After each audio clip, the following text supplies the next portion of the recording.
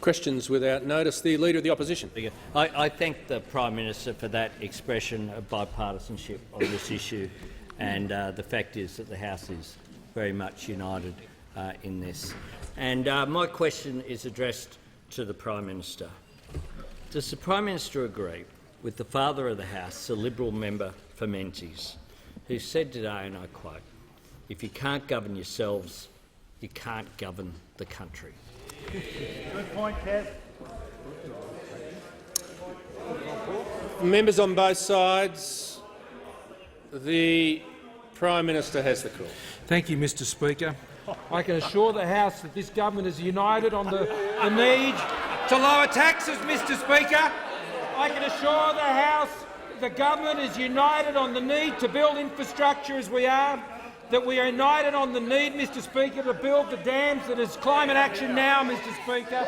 I can say, Mr Speaker, the government is united on the need to continue to expand our trade borders as we have done, Mr Speaker, and increased the amount of trade, two-way trade that is subject to export agreements under this government from 26% to 70%, Mr Speaker.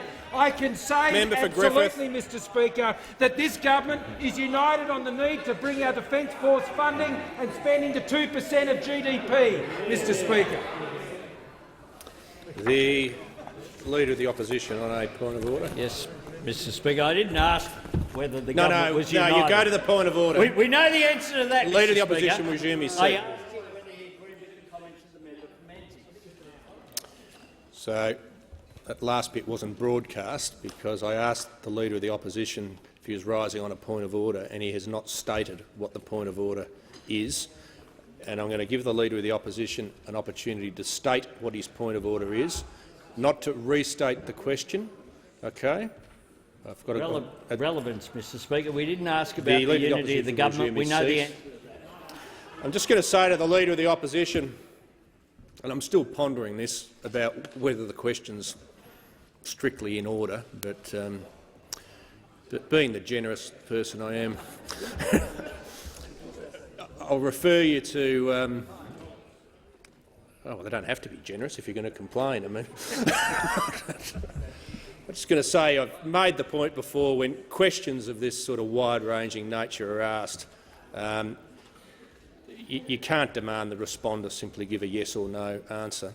So I think, really it did open the gates quite widely. The Prime Minister has the call. So thank you, Mr Speaker. And I can tell you we're united on the need to take action on the droughts and support drought funds, Mr Speaker. I can tell you that we're united on the position of having temporary exclusion orders for terrorists and mandatory sentencing for pedophiles and cracking down on farm invaders, Mr Speaker. And I can tell the House that we're united on the need to ensure that we meet our emissions reduction targets, not by increasing taxes on people, not by putting up people's electricity prices, and not by walking away from the jobs of Australians in rural and regional areas. That's what we're united on, and we're united on what we took to the Australian people, Mr Speaker. And what we took to the Australian people was an economic plan to create jobs, and that's what's happening, Mr Speaker. That's what we took to the Australian people. Now, there once upon a time was a Labor government that actually did believe it was the Hawke-Keating government in creating jobs. Mr Speaker, given he is referring to a comment that was first made by the former Prime Minister, Mr Hawke, this is what the Leader of the Opposition used to say about the Hawke government, Mr Speaker. He said in an article quoted in the Sydney Morning Herald, it was said that the Hawke government had lost touch with people. When they talk about wages, budget deficits, they talk about it like it's out of a textbook. They appear to have an absolute contempt for working-class people. Someone like Keating can put himself up as a possible Labor PM, but he is more comfortable mixing with millionaires and business executives than he is with working-class people. This mob are not a patch on Hawke and Keating, Mr Speaker. They have nothing in common with them. The Manager of Opposition. Members on both sides, the Manager of Opposition Business. I'd ask the Prime Minister to quote the article from the previous millennium that he was quoting from. You can't do that, unfortunately. No, you can't. Any in previous century that he was quoting from? The Manager of Opposition Business will resume his seat. Is the Prime Minister, was he quoting from a confidential document? Or? Yes, OK. The member for Braddon has the call. Thank you, Mr Speaker. Manager of Opposition Business, member for Sydney. Member for Braddon. Thank you, Mr Speaker. And my question is to the Prime Minister. Will the Prime Minister update the House on how the Morrison government's economic plan is creating more jobs for Australians? The Prime Minister has the call. There are a lot of things that are discussed in this chamber, important matters of national security. There are important matters, Mr Speaker. It's pretty straightforward. The member for Griffith's been asked to cease in. That's a good idea. Just walk. That's it. It's quicker. Prime Minister has the call. Thank you, Mr Speaker. That is a there are many important matters that members come into this chamber and are elected as part of our government to pursue. Our national security, our engagement in the Indo-Pacific region, keeping Australians safe. But, Mr Speaker, one of the key matters that this government was elected on was on the basis of ensuring that we continue to create jobs for Australians right around the country, whether it's up there in Tasmania, up there in North Queensland, out in the suburbs of Sydney or Melbourne or Brisbane, Mr Speaker, in the great state of Western Australia. Our government was elected on the platform of doing what was necessary to create jobs. And since we were elected, Mr Speaker, more than 1.5 million jobs have been created since this government was first elected. And, Mr Speaker, and we're going to create another 1.25 million jobs. That's what we took to the Australian people. Unemployment since we were first elected has fallen from 5.7% to, and was rising, I note, at the time, Mr Speaker, and it has now fallen to 5.1%. In 2019, 260,000 jobs were created by the hard work of Australian businesses and Australian men and women going out there and making things happen in an Australian economy that is being supported through the proactive and enlightened economic policies of this government, which is about ensuring that this government lives within its means and Australian businesses can get out there and make things happen and create jobs right across our economy. It is true to say, Mr Speaker, that the youth unemployment rate is lower today than it has been at the past 3 federal elections, and we have a plan to deliver employment to another 250,000 young Australians. Because, you know, if a young Australian gets a job, Mr Speaker, it changes their life. One of the greatest achievements of this government is reducing the level of welfare dependency in the working-age population to the lowest level in 30 years. You know how you do that? You get young people in a job, Mr Speaker. And that's what our government is committed to doing. That's what our government is passionate about, creating jobs, Mr Speaker. And they don't happen by accident.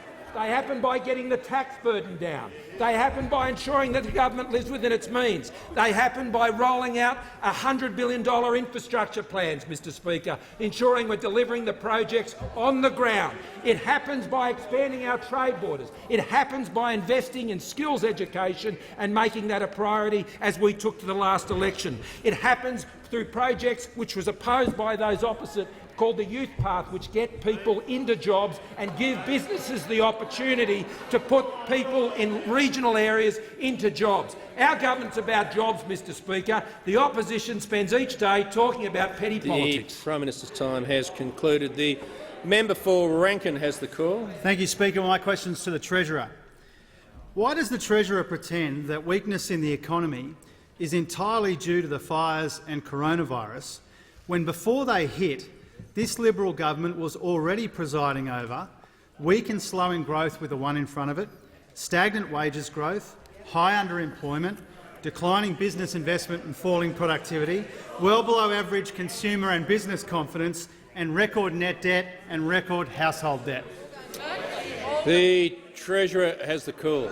Well, thank you, Mr Speaker, and I'm pleased to inform the member for Rankin and the House that we have the first current account surplus in more than 40 years, Mr Speaker. We have the lowest welfare dependency in 30 years, Mr Speaker. We have the biggest tax cuts in more than 20 years, Mr Speaker, and we have the first balanced budget in 11 years, Mr Speaker. Now, the member for Rankin referred to the time before the coronavirus. Now, Mr Speaker, that includes the month of December. Now, that includes the job numbers for the month of December. Well, we created 29,000 new jobs, Mr Speaker, and unemployment fell to 5.1%, Mr Speaker. What was unemployment under Labor? 5.7%, Mr Speaker. Now, employment growth, Mr Speaker, today is at 2.1%. What was it under Labor? 0.7%, Mr Speaker. Today, employment growth is around 3 times what it was under Labor and around double the OECD average, Mr Speaker.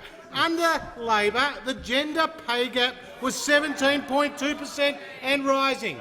Today, it's now 14%, Mr Speaker, and we're seeing that women are about $1,000 a year better off, Mr Speaker, in that particular bracket. Now, under Labor, non-mining investment was in free fall, Mr Speaker. It fell 10% over their 6 years in government. Since we've come to government, growth in non-mining investment has been over 30%, Mr Speaker. Under Labor, in the last year, 62,000 small businesses shut their door, Mr Speaker. Under us, in the last reported year, 75,000 small businesses were created, Mr Speaker.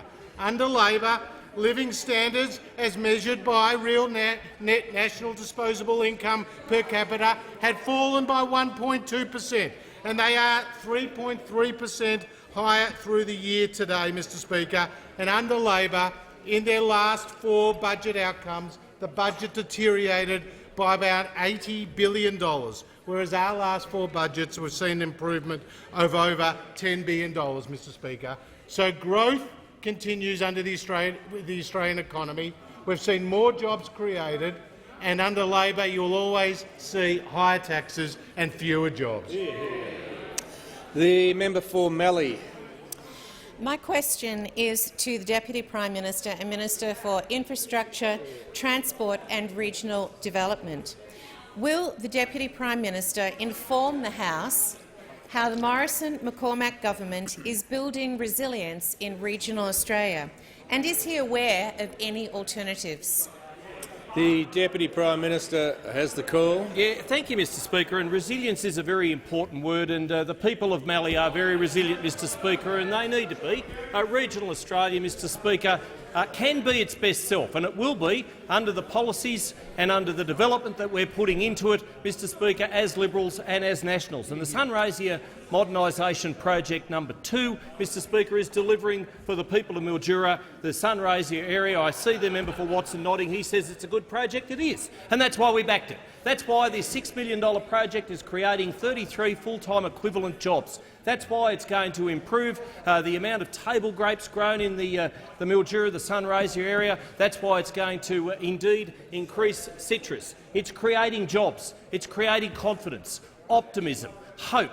That's what our policies do, certainly when it comes to water. I know that the Scottsdale Dam in north-east Tasmania, it started in late 2018 and it's going to go fully online to be fully commissioned in the next few weeks, in coming weeks. That 8,600 megalitre facility. The people of that area have backed themselves, and we've backed them too. It's a $57 million project. We've put $25 million towards it because we are building dam infrastructure. We're putting in the pipelines. We're plumbing Australia. And right across this nation, we're doing it everywhere. I'm asked about alternatives. Well, many of those on the front bench, Mr Speaker, were in the government in June 2011 when the Labor government, the then Labor government, as a knee-jerk reaction, shut down the live cattle trade. Now, I know yesterday the Indonesian President Widodo, he was here talking up trade, as you would expect the Indonesian President, our near-northern friends,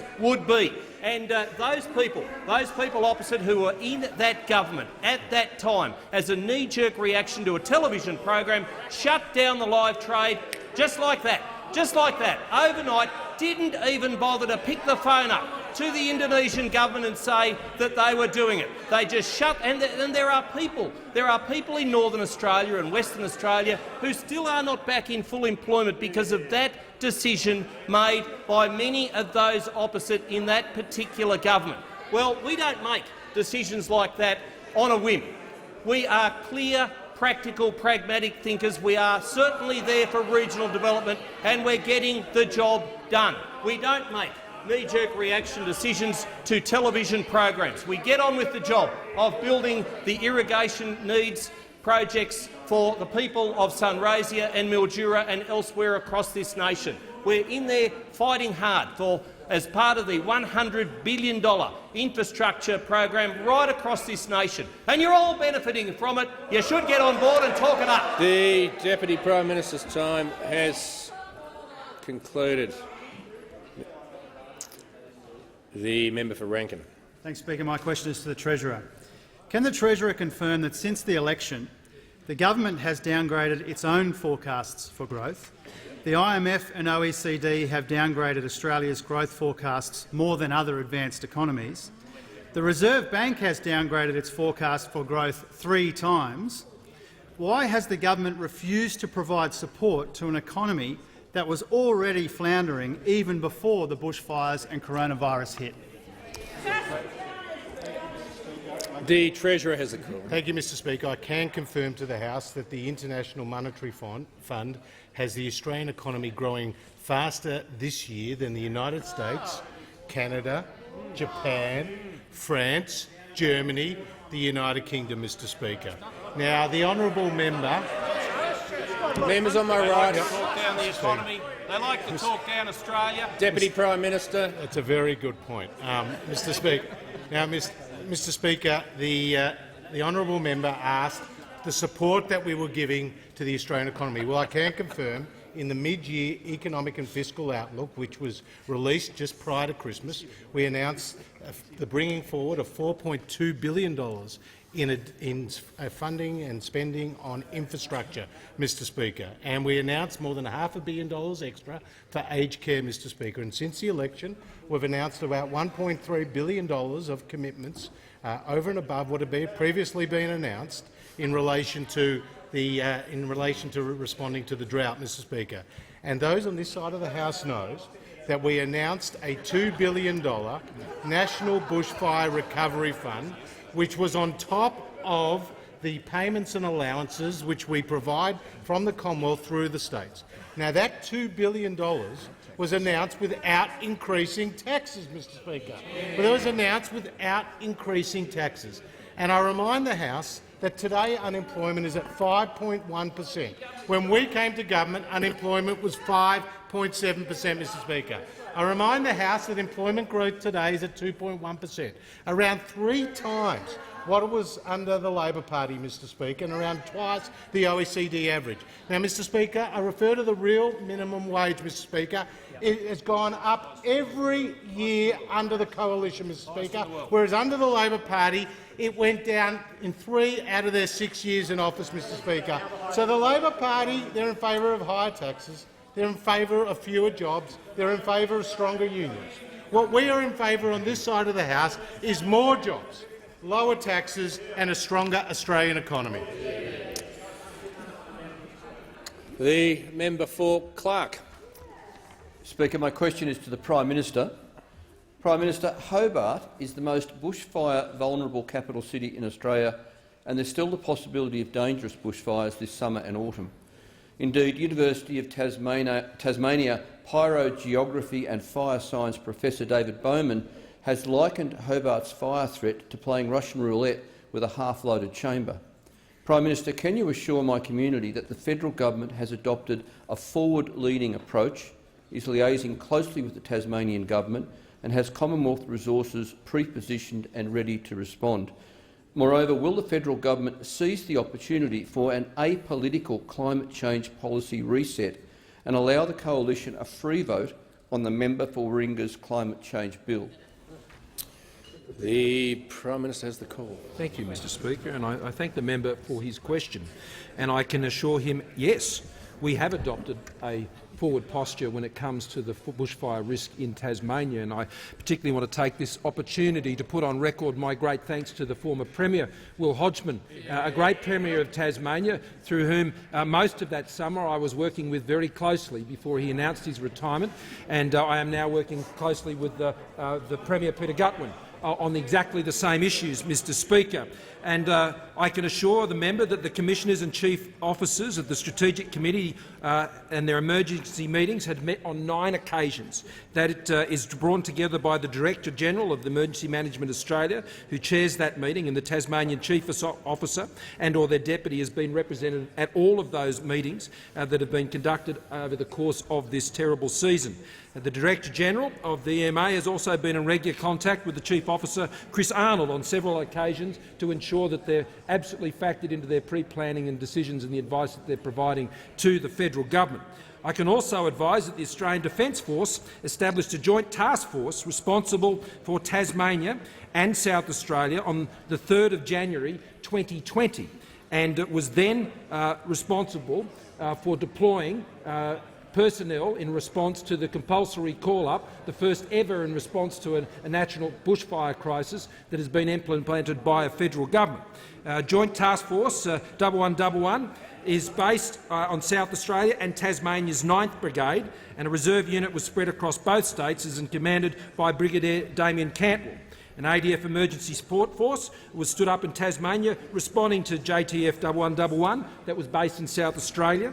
On the 9th of January, the commander visited Tasmania to conduct a reconnaissance and brief the Tasmania and Premier on ADF capabilities available to support. A proactive and forward-leaning ADF posture was adopted in this state. The 17th Sustainment Brigade formed a force support team based on the 2nd Force Support Battalion and augmented with a medical and communication staff from the 1st Close Health Battalion and the 145th Signal Squadron to provide the major logistic assets and personnel to support a Tasmanian-based response. The 145th Signal Squadron undertook statewide communications checks. The Prime Minister will resume his seat for a second. The member for Clark. Speaker, on relevance, the community would be keen to hear the Prime Minister's response to the second part of the question about whether or not he will allow a free vote. Well, I'm just going to say to the member for Clark, if he can resume his seat. This is the problem when you have a long preamble, and as you just acknowledged, you asked 2 questions, and so the Prime Minister is entitled to address it. If he wants a more precise answer to his second question, I'd suggest that he, just ask that next time the Prime Minister has the call. Well, thank you, Mr Speaker. The government's response on a forward posture has been quite significant. The ADF teams conducted a route analysis of the likely evacuation locations, including amphibious landing zones, which obviously proved so critical in the evacuations that were taking place out of Victoria.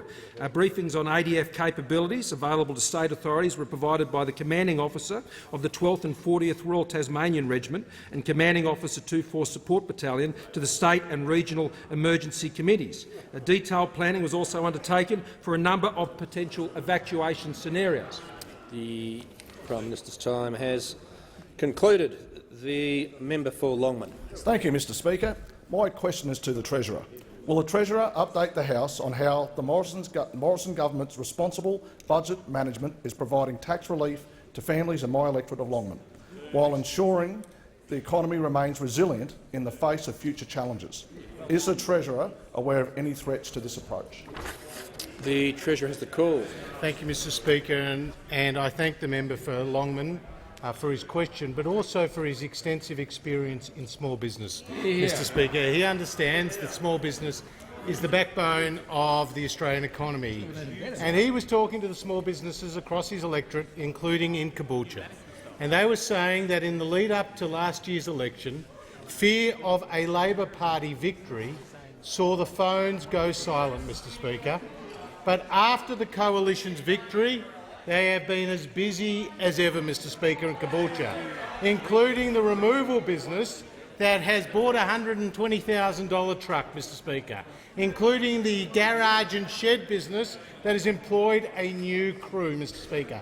Now, those businesses are getting the benefit of the Coalition's tax cuts for small businesses, legislated tax cuts to reduce the tax rate down to 25%, Mr Speaker, and the extension of the instant asset write-off to companies with a turnover under $50 million and up to $30,000 has been extended.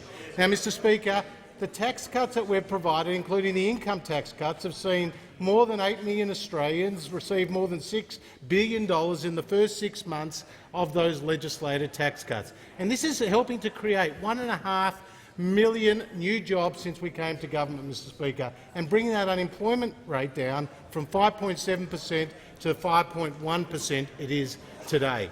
Now, Mr Speaker, we're on the side of lower taxes, but not everyone in this place believes in lower taxes, Mr Speaker.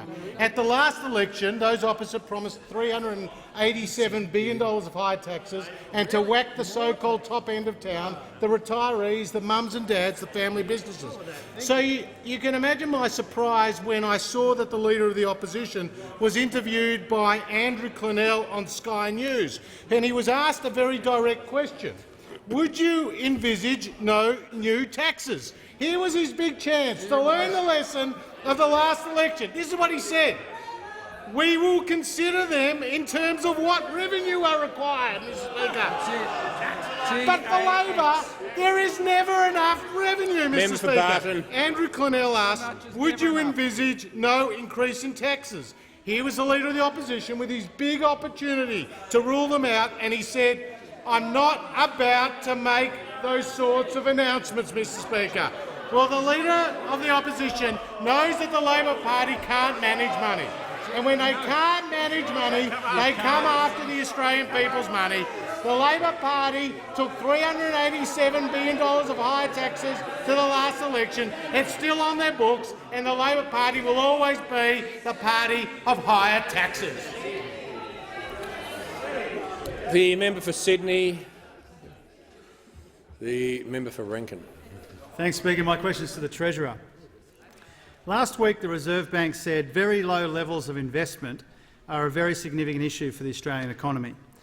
Given that business investment is now down 20% under this Liberal government and is now at its lowest levels since the last recession 3 decades ago, why doesn't the government have a plan to lift business investment and get the economy going again? The Treasurer has the call. Well, thank you, Mr Speaker.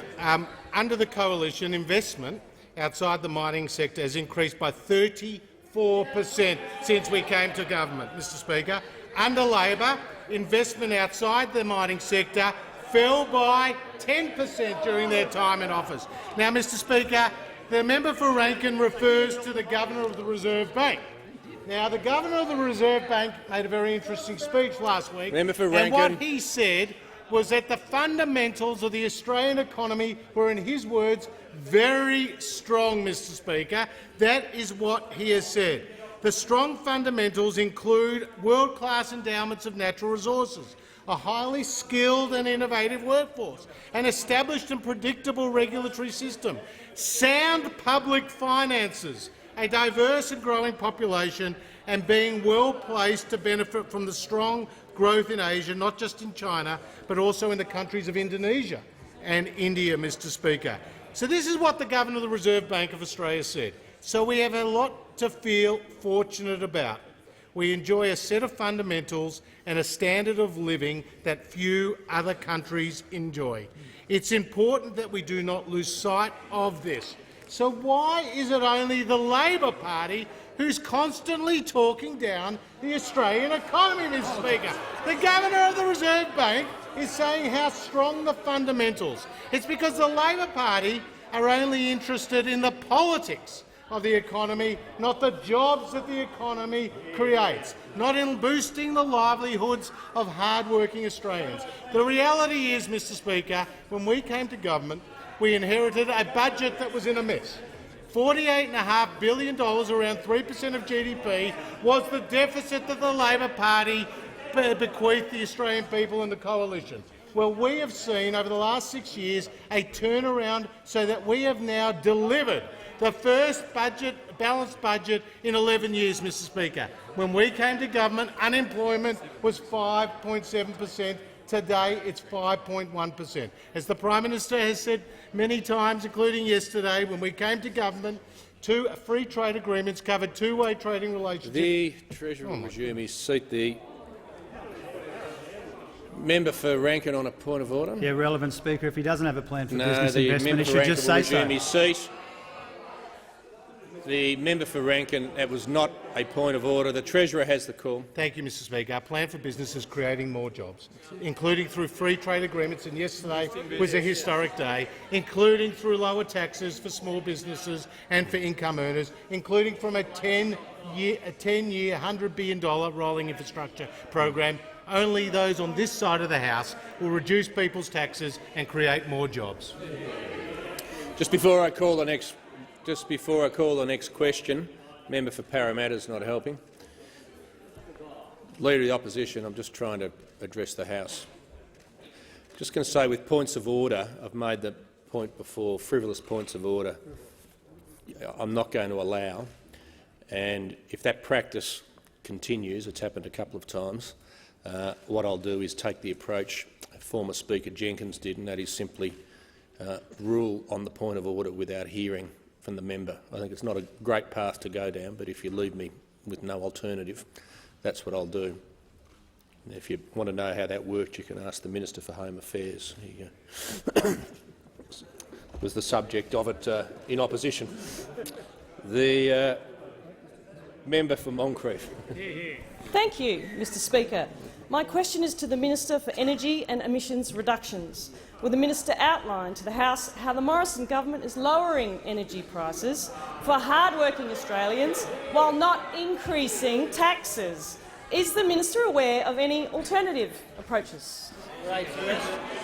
The Minister for Energy has the call. Well, thank you, Mr Speaker, and I thank the member for Moncrieff for her question. And she, like all of us on this side of the House, is committed to affordable, reliable energy for her constituents, Mr Speaker. This is so important, Mr Speaker. This is so important because affordable energy means that households have more money in their pockets to spend on other things, Mr Speaker. And it also means that small businesses and energy-intensive industry is able to invest and grow jobs, Mr Speaker. Now, in the last 12 months, we've been taking strong action. We've imposed price caps, Mr Speaker, that are crucial for the most vulnerable Australians.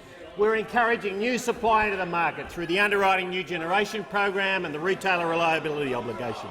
We're helping customers get the best possible deal through reference prices, Mr Speaker, and we are seeing results.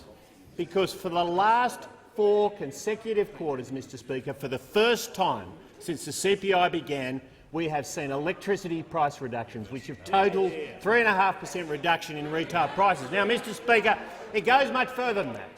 It goes much further than that, because what we have also seen in the last 3 months is a 35% reduction in both electricity and gas prices, Mr Speaker, through the toughest months of the year compared with the same time last year. A 35% reduction in wholesale prices. 30% in Queensland, 50% in South Australia, 38% in Victoria and 42% in Tasmania, Mr Speaker. And why is this so important, Mr Speaker? Why is this so important? Because wholesale prices make up a third of the bill for retail customers, for residential customers. They make up much more of the bill for small business and industry, Mr Speaker, and they are all getting a break on their energy costs as a result of this government's actions. Now, Mr Speaker, the job now is to make sure that those wholesale price reductions are passed through to customers, and the big stick legislation, which those opposed many times over, is there to ensure that happens, Mr Speaker.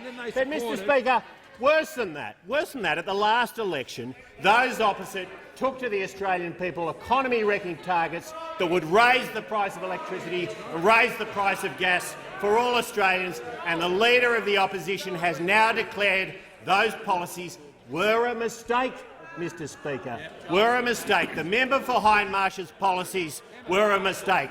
They have no policies, no plans and no idea. Just before I call the member for Rankin, I'd like to inform the House we have present this afternoon a parliamentary delegation from Cyprus, led by His Excellency Mr Dimitris Salouris, President of the House of Representatives of Cyprus. On behalf of the House, we extend a very warm welcome to you.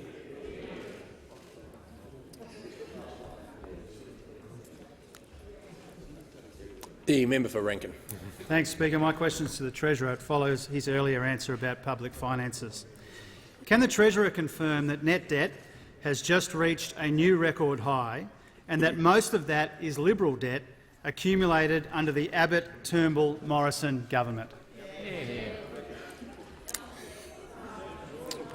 The Treasurer has the call. Well, Mr. Speaker, I can confirm that net debt is $392.3 billion in 2019-2020 at 19.5%, Mr. Speaker, as a percentage of GDP. But I can also confirm to the House that when we came to government, debt was rising by more than 30% per year, Mr. Speaker. The member for Rankin. Guess who was Chief of Staff to that economic genius, the former member for Lillywhite Swat? Guess who was his Chief of Member Staff, for Rankin. Mr. Speaker? The member who likes to tax a lot, Mr. Speaker. The member who likes to tax a lot, the member for Rankin. Now, the reality, Mr. Speaker, the reality is that Labor inherited a pristine balance sheet, Mr. Speaker. There was after the coalition, after John Howard and Peter Costello had managed the public's finances, there was a $20 billion surplus and no net debt, Mr. Speaker. By the time Labor left office, it had left behind $240 billion in accumulated deficit, with debt growing by almost 35%. So, Mr. Speaker, the reality is it's been hard work and it's taken us 6 years. It's hard work and it's been taking us 6 years. But we have delivered the first balanced budget in 11 years, Mr. Speaker. The first balanced budget. Now, Mr. Speaker, I'll say it again. When we came to government, we inherited a budget deficit of $48.5 billion, around 3% of GDP. We have now banked a balanced budget, Mr. Speaker. Could you imagine responding to the challenges we face with the fires, with the virus, with the floods, with the drought, with the ongoing trade tensions between the US and China, with a $48.5 billion deficit? We would have had to put up taxes, Mr. Speaker, and the coalition doesn't do that. Only the Labor Party does that, Mr. Speaker. The reality is the Labor Party had $387 billion of higher taxes that they were going to whack on the Australian people. And they would have been whacking it on the Australian people at the same time we were dealing with these challenges. No wonder the former Labor Prime Minister Paul Keating saw the Labor Party had lost the ability to talk about aspiration and to speak to aspirational Australians. And, Mr. Speaker, who is to blame for Labor's train wreck of economic policies? Well, it was the member for Rankin, who, with the member for McMahon, was the co-architect, the genius who came up with $387 billion of higher taxes, the geniuses who came up with the attack on the top end of town, the geniuses who came up with the attack on the retirees and mums and dads who wanted to have an investment property, and family businesses who just wanted to create more jobs and to continue to grow the economy. Mr. Speaker, Treasurer's time has concluded. The member for Sydney's interjections are the problem. She's warned. The member for Cowper. Thank you, Mr. Speaker. My question is to the Minister for Agriculture, Drought and Emergency Management. Will the minister outline to the House the importance of agriculture to jobs and the economy, and how the Morrison-McCormack government is supporting the future of farming in Australia? The Minister for Agriculture has the call. Well, thank you, Mr. Speaker. I thank the member for Cowper for his question and acknowledge the rich history that the Cowper electorate has in contributing to our agricultural sector, particularly through beef and dairy, but also the important agricultural sector that underpins a lot of our nation's economy, a contribution of 2.2% of our GDP. And we've signed up proudly to reaching an agricultural output goal of $100 billion by 2030, working with the industry and understanding the challenges we face. And we've faced many of those challenges. In fact, the electorate of Cowper has faced up to many of those challenges, both through drought and fire. And proudly, this government, where those disasters have intersected, we haven't skimped it. We've made sure that we've contributed not only to those communities through our recovery, through the fire programs, but also through the drought. Over $2 billion in addition to the here and now payments of giving dignity and respect to those people that lost it all, those that have been impacted, to make sure that they had the essentials of life. but now making sure that they can recover. $75,000 in grants to be able to rebuild. But we've also partnered with the states in saying we're going to do the clean-up for them. We're going to take that burden off them and take that away so that insurance companies can put more into the rebuilding. That's an investment in their future. And then with the drought, understanding the importance of the recovery will take some time because we have had some rain. Proudly we have had some rain, but one rain event does not break this drought. And while it's pleasing to see that we've now got tractors and planters moving and we've got people buying stock, the psychology of regional rural Australia has changed on a dime from rain, and more will continue to drive the agricultural sector. And that's why it's important that our programs look to the recovery, not just the here and now, and supporting those families that are doing it tough through drought, but also to the future, to reaching that $100 billion goal. We've now made sure that the Regional Investment Corporation will give working capital. Working capital will allow them up to $2 million to be able to replant and restock, because we understand that it takes time to grow a crop, to harvest it, to get the cash flow in the bank account, to be able to grow the progeny, to be able to sell them at market, to rebuild your cash flow and rebuild your business, rebuild regional and rural Australia. We've done that with the trade agreements. We're putting the environment around them with our trade agreements to allow them to be able to access markets around the world. Now with the Indonesian Pacific Agreement, the TPP, Peru, we are China, Japan, Korea, we are empowering the agricultural sector to recover, to not just survive this drought but thrive after it. This is the actions of a responsible government, understanding how regional economies work, understanding that this investment is not just in agriculture, it's more importantly in its people. Its people, its human capital is the most precious resource the Australian agriculture sector has, and this is an investment and a down payment in them and this country.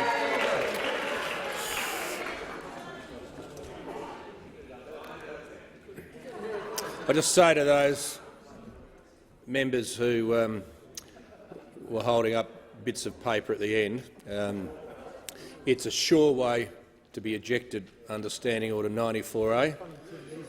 And say to the member for Chifley, it also coincidentally, for some reason, makes me fail to recognise them when they jump at various times.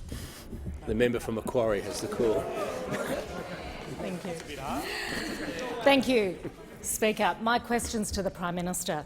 Young Australians in my electorate have faced the stress and trauma of bushfires for weeks and weeks and weeks. Yet the government's only promised one Headspace satellite service for my entire electorate, and it still hasn't opened. Will the government listen to the calls from my community to upgrade the Katoomba Headspace to a full centre and get it up and running immediately? The Minister for Health.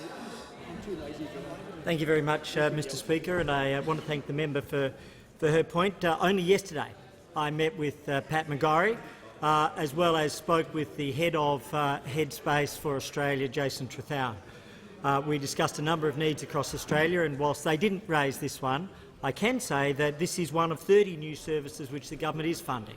And more significantly than that, we know that the Nepean Blue Mountains PHN is working closely with the local community to ensure that the new Headspace is established. In particular, in addition, the PHN is receiving funding of $500,000 to support young people aged 12 to 25 in bushfire-affected communities. So this is in addition to the Headspace funding. So we are supporting Headspace by establishing one. We're providing right now, at this moment, $500,000, and unfortunately that was omitted from the question, that important detail. And as well as that, and I make this commitment to the House, there is additional funding for those PHNs and those Headspaces which require additional services.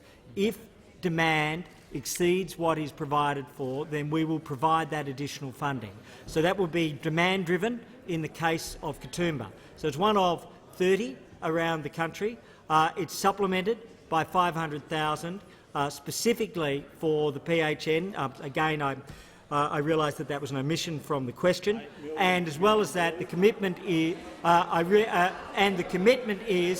that if demand exceeds what is currently provided, we will meet that demand in full. The member for Bass. Thank you, Mr Speaker. My question is to the Minister for Industry, Science and Technology. Will the minister outline to the House how the Morrison government is creating a stronger economy by providing practical support and assistance to help small businesses succeed and create more jobs? The Minister for Industry, Science and Technology. Thank you, Mr Speaker, and I thank the member for Bass. And while she has only been a member in this place for a short time, she is a long-time fighter for small businesses in Tasmania. And she knows, as does everyone on this side of the House, that small businesses are the backbone of our economy, in the cities and, importantly, in our regions. Small business owners work hard, they face risks. They're the ones that are out there innovating, they're out there investing, and importantly, they are out there generating jobs. And we know, as the Morrison government knows, that the best thing for small businesses is a government that responsibly manages the economy and delivers some real practical outcomes and support for those people who have a go. Now, Mr Speaker, delivering for small businesses is a whole-of-government approach. The Assistant Minister to the Prime Minister is cutting red tape further through our deregulation agenda. The Treasurer is delivering lower taxes, including the hugely popular instant asset write-off, which has been extended and increased to $30,000. We have the Energy Minister, who is delivering lower power prices, which I know is a major concern for our businesses and for industry. We have the Education Minister, together with the Minister for Employment, Skills and Small and Family Businesses. They're delivering record funding to ensure small businesses have the skilled workforce that they need for the future. And the Deputy Prime Minister and the Urban Infrastructure Minister are delivering better roads and infrastructure links that is going to help our businesses, because it's going to save them time and it's going to save them money. And we know that every dollar that a small business saves on dealing with red tape or taxes or bills or transport is a dollar that they have to spend on expanding their businesses, and that will lead to them being able to create more jobs. Now, in my own department, we've revamped and simplified our business one-stop shop, business.gov.au. This is a great resource, and in the last year alone, there have been 9.5 million clicks on the website, 65,000 calls made to the helpline, and over 4,300 businesses have had contact with our Oz industry outreach staff. And it's fine for those opposite to heckle, but if they'd been elected at the last election with their almost $400 billion in taxes, they certainly would have damaged small businesses and made them really small businesses. The minister's time has concluded. The Leader of the Opposition. Thank you, Mr Speaker. My question is addressed to the Prime Minister, and I refer to his new Minister for Resources statement that, and I quote, "We have got a real risk, particularly with solar panels and lithium batteries, that they could turn out to be this generation's asbestos." End quote. Does this statement reflect his government's policy? The Prime Minister has the call. Thank you, Mr Speaker. Under our government, we have now one of the highest rates of solar panels on people's roofs of any country in the world, Mr Speaker. And under our government's policy, Mr Speaker, we know the future of emissions reduction and renewable energies is achieved through technology, not taxation. We know you achieve it not by putting people's electricity prices up.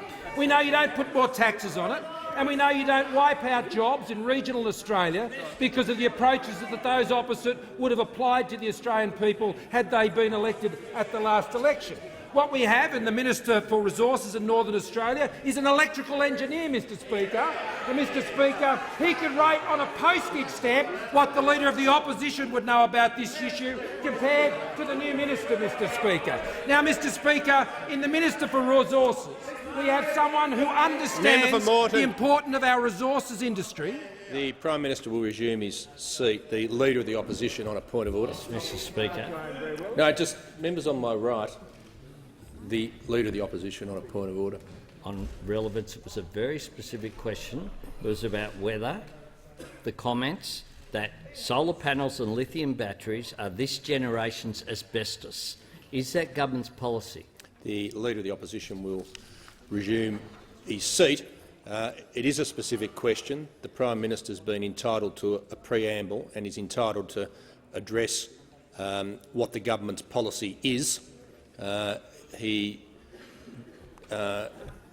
been doing that. I think the difficulty is when it comes to answering questions, the questioner can't demand essentially what's a yes or a no answer.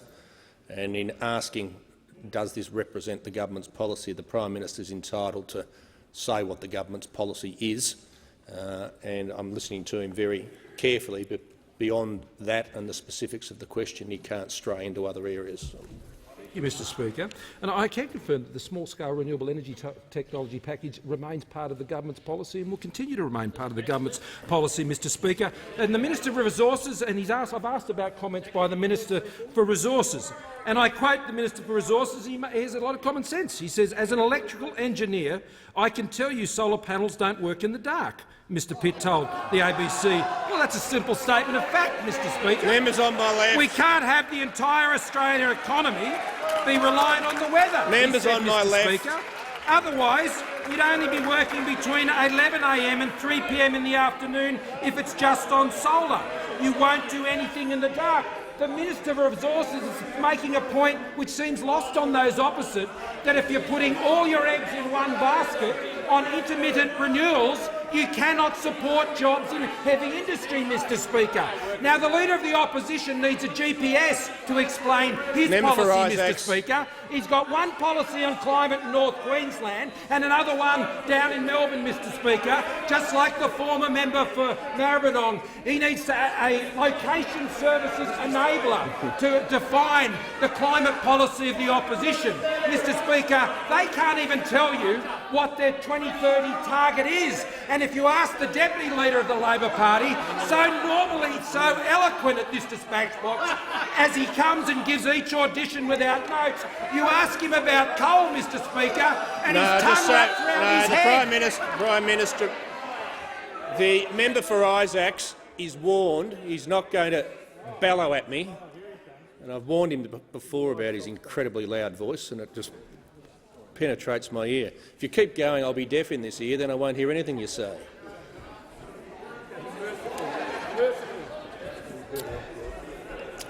And I can assure the Prime Minister he doesn't need to talk to me about the allocation of the call. I've got it all in hand. It's simple. We just go from one side to the other, and the member for Herbert. Thank you, Mr Speaker. My question is to the Minister for Resources, Water and Northern Australia. Will the minister outline to the House how the Morrison government is securing the future of regional Australia by backing our resource industry and creating Australian jobs? The Minister for Resources, Water and Northern Australia.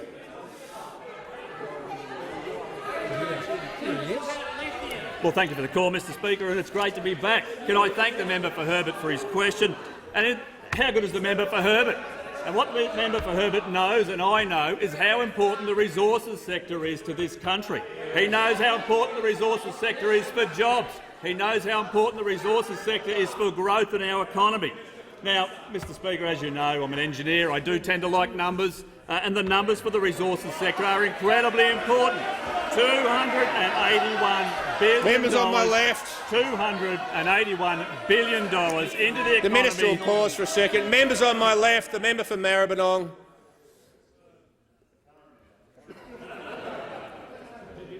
I need to be able to hear the Minister. I'll just say to the member for Chifley and others, it's fine to have a joke, but it sort of ends. It doesn't go on uncontrollably. The Minister has a call. Well, thank you very much, Mr Speaker. As I was saying before we were so rudely interrupted, the resources sector delivers $281 billion is expected in 1920. The Minerals Council estimates that they have contributed $243 billion in royalties over the last 13 years. They are royalties that build schools and hospitals and roads. They are royalties that help deliver things for Australians. It is an incredibly important industry, and the member for Herbert knows it. And the member for Herbert knows all about the resources sector and how important it is. They have new investment of $33 billion in 2018-19, and they are on track, as I've said, for $281 billion into the future. Now, Mr Speaker, what we know is that 245,000 Australians are employed in the resources sector. And I say to each and every one of them, if you get up in the morning, you put on your steel-cap boots and you put on your high-vis shirt and you get your helmet out of your locker and you go to work, regardless of whether you drive the pie truck or you drive the tip truck, whether you're working in the pit or you're working in administration, this government is on your side. The member for Herbert is on your side. The Prime Minister is on your side. We will support the resources sector. We want more growth. We want more jobs. They will deliver, and I am 100% with them. The member for Shortland. Why have you been so quiet, Joel? You had question 8. The member for Hunter. Thank you, Mr Speaker. My question is to the Prime Minister. Will the Prime Minister consider the implementation of a minimum farm gate milk price to help our desperately struggling dairy farmers? The Minister for Agriculture. Well, again, thank you, Mr Speaker. This is nothing more than a cruel hoax. A cruel hoax to dairy farmers that have been doing it tough. This should be above politics and cheap politicisation. In fact, the member for Hunter is not promising a minimum milk price. What he said was he'd get the ACCC to investigate. Well, let me save the Australian taxpayer a couple of $1 million. The ACCC gave back a report that actually said it shouldn't do that, but in fact we should have a dairy code of conduct, one in which this government is putting in place, one which we are making sure that there is a timeline of transition, complemented by a market mechanism that will grow like other commodities can, that other commodities enjoy. This is about ensuring that populist politics and the policies of one nation are not adopted by the Labor Party. This reckless, cruel hoax to dairy farmers that are doing it tough is something I didn't think I would see. Particularly the last time that we had a floor price was for wool. It was for wool. And how did that work out? There ended up being a stockpile, an oversupply. And all economists say exactly the same thing. This is a perishable product. And in fact, I remember the member for Hunter coming into this chamber and in fact espousing the fact that it was a Labor minister that got rid of the floor price on wool. But now they've turned around and gone with the economic advice of one nation. That is what the economic credentials of the Australian Labor Party has become. Nothing more than a cruel hoax.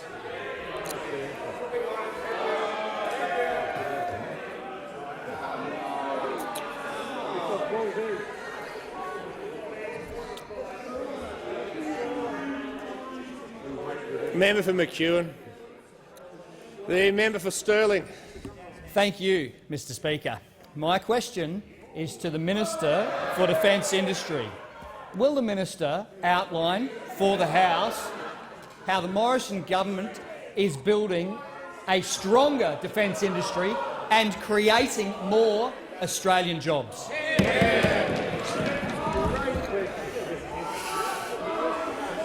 The Minister for Defence Industry.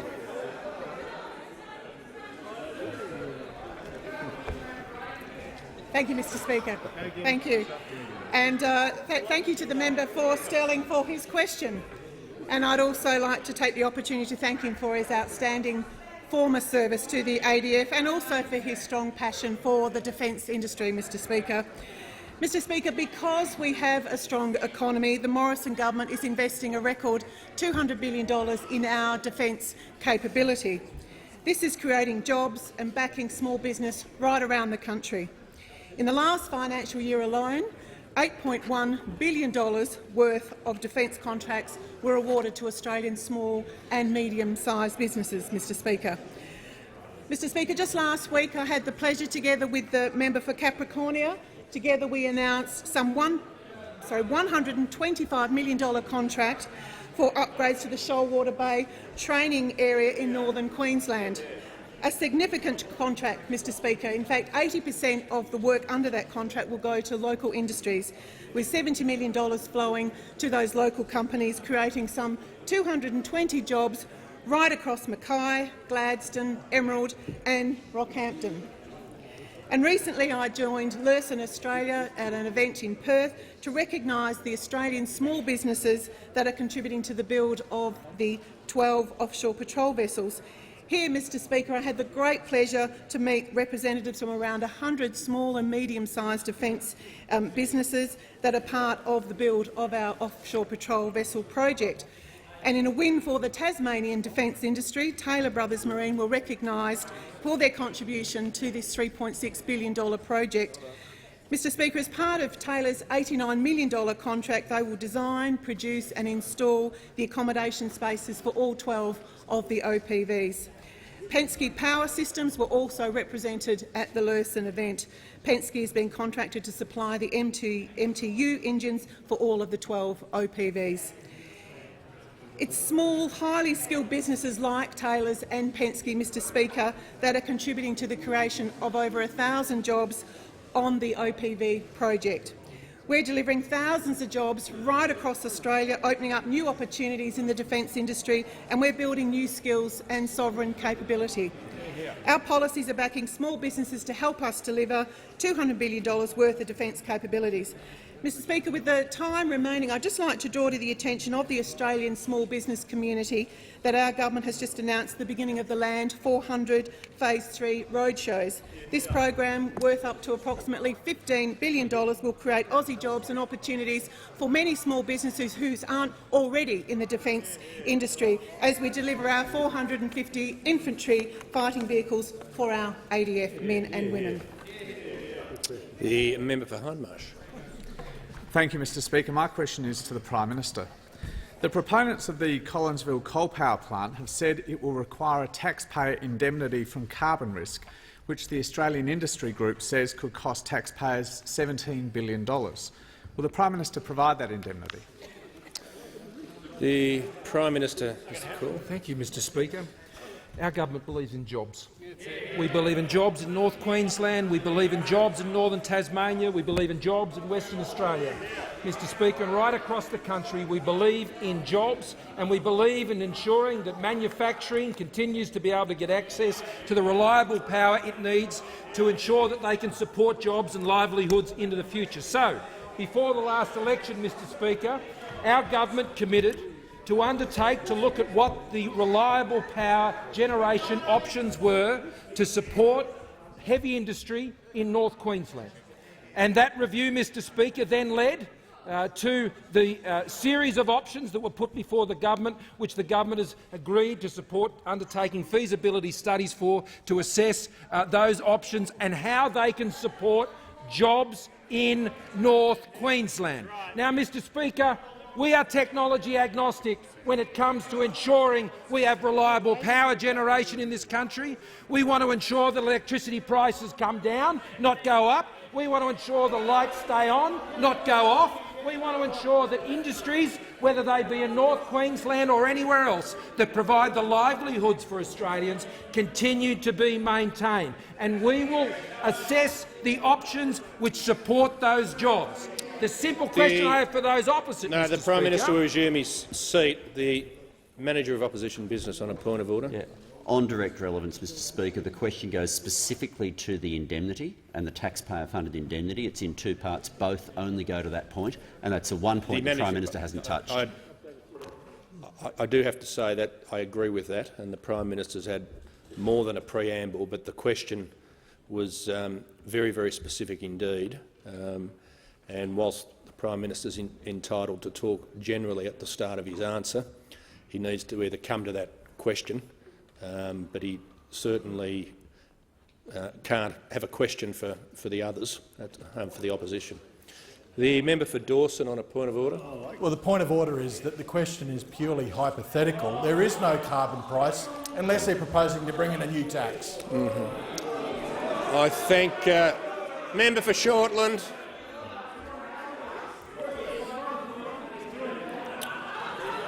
I thank the member for Dawson for his question, but the question is in order, and if he thought it wasn't in order, the time to raise that was when it was asked, not when it's been half answered. The Prime Minister has the call. Mr. And he needs Speaker, to... the feasibility study I am talking about was for the Collinsville project, which is what I assume the questioner was referring to, and the matters that he raised with me, Mr. Speaker. I know where Collinsville is. You mightn't, Mr. Speaker. I know where the jobs are in Collinsville also, Mr. Speaker. They're the jobs you want to take away, the Leader of the Opposition.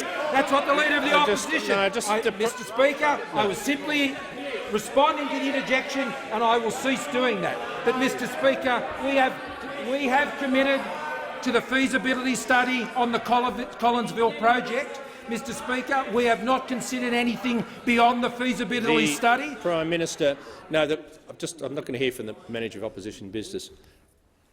As I've said, the Prime Minister for more than 2 minutes now has addressed the general topic of that, but the question was very specific about an indemnity and whether the government would provide that indemnity.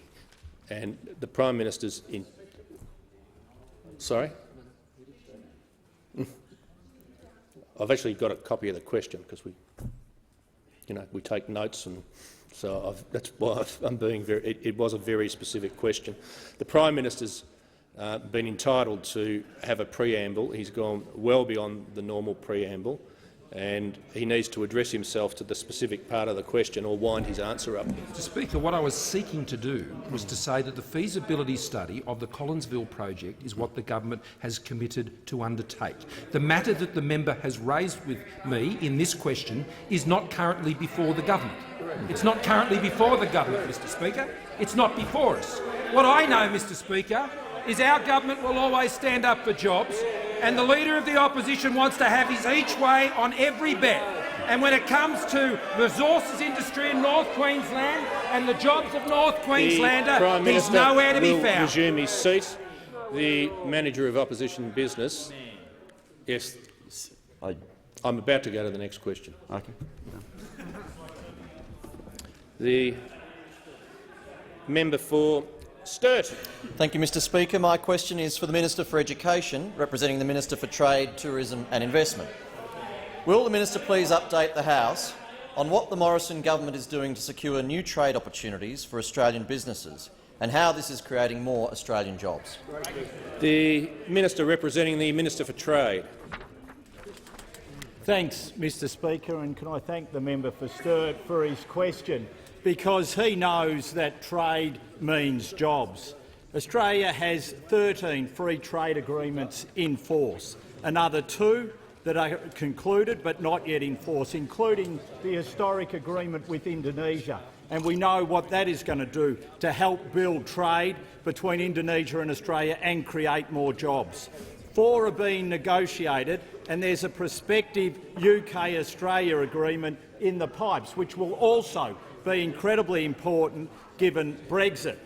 Since coming to office, the coalition government has started and concluded 7 free trade agreements. So more than 50% of the free trade agreements that this nation has concluded has been concluded by our side in our term of government. Now, where does this count, Mr. Speaker? ABS data last week showed Australia posted its largest ever calendar year trade surplus in 2019, $67.6 billion. It also marked a record-breaking run of 24 consecutive monthly trade surpluses. You have to go back to 1972-73 to get such a run. That is what our government has delivered. What does it mean to important sectors for our economy?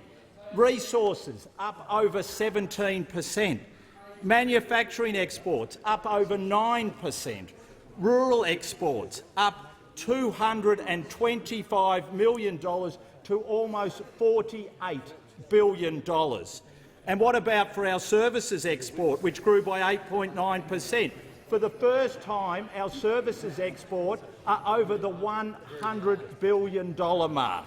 That is what our government is doing. Now, why are we doing this? Because we know trade creates jobs. That's why we're doing it. 1 in 5 jobs in Australia are reliant on trade, and for regional and rural Australia, it's 1 in 4 jobs. That is why we want to make sure we're putting the trade agreements in place. Minister will just resume his seat for a second. The member for Lyons on a point of order. I really am finding it very hard to hear the minister. He continually turns away from the microphone and we cannot hear his answer. It's fascinating, the subject matter. The member for Lyons can resume his seat. I don't need your commentary. I really don't. And it is true when ministers turn, the noise is not there through the microphone. But can I point out to the member for Lyons, I'm trying to keep a straight face. I mean, mostly we can't hear because of your interjections, mostly. So, I mean, seriously, I mean, it's. So, I tell you what, I'll do a deal with the member for Lyons.